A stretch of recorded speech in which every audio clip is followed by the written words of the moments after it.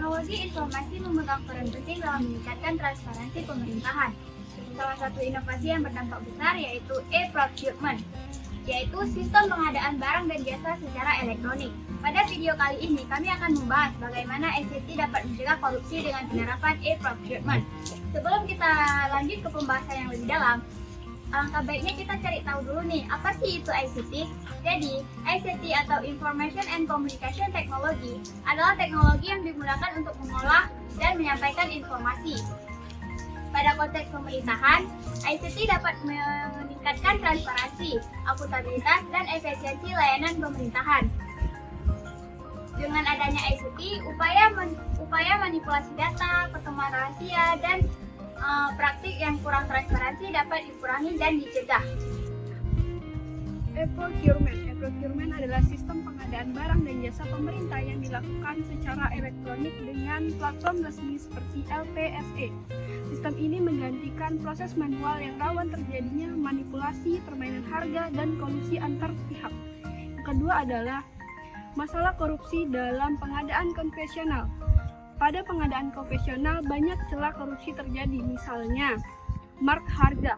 Pemerintah dapat menaikkan harga barang dan jasa secara tidak wajar. Yang kedua adalah proyek fiktif.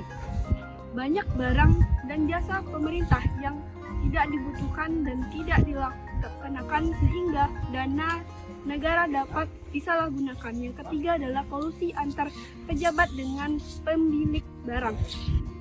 Tahu nggak sih, dengan adanya e-procurement dapat mengurangi korupsi dan mencegah korupsi. Yang pertama adalah transparansi. Dengan adanya transparansi, pejabat tidak bisa melakukan markup anggaran atau mengubah data sesuka mereka, dan masyarakat pun bisa mengakses informasi dan data yang sama. Dan yang kedua adalah menjaga data menjadi terdeskripsi dan aman. Dan yang ketiga adalah mengurangi suap dan gratifikasi. Dengan adanya e-procurement, masyarakat dan publik tidak harus bertemu secara langsung, bisa bertemu secara daring. Dan dengan adanya e-procurement ini dapat mencegah suap dan gratifikasi. Nah, kali ini saya akan menjelaskan contoh penerapan e-procurement secara efektif dapat mengurangi tingkat korupsi dan pengadaan barang dan jasa pemerintah. Di Indonesia, pada tahun 2022 sampai 2023, di provinsi besar di Pulau Jawa, mewajibkan seluruh proses lelang dilakukan 100% secara online melalui satu portal terpusat dengan sistem keuangan daerah. Hasil satu tahun pengadaan, kontrak dengan nilai tidak wajar akan turun dari 12% menjadi 3%, serta sistem secara otomatis mendeteksi 27 kasus indikasi penyimpangan dan 9 kasus lainnya akan ditindaklanjuti secara langsung oleh Inspektorat Daerah.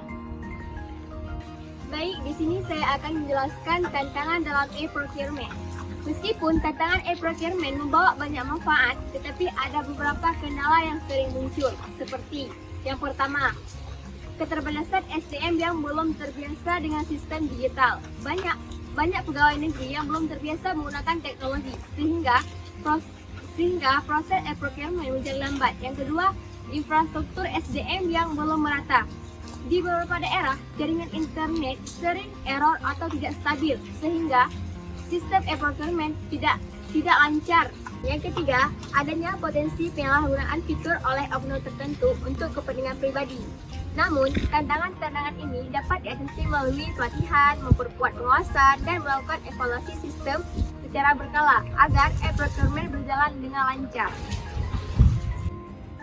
Teknologi informasi memberikan harapan untuk mencegah korupsi.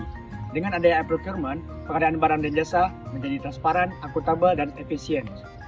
Mari kita dukung ICT secara berintegritas untuk mewujudkan tata kelola pemerintahan yang bersih.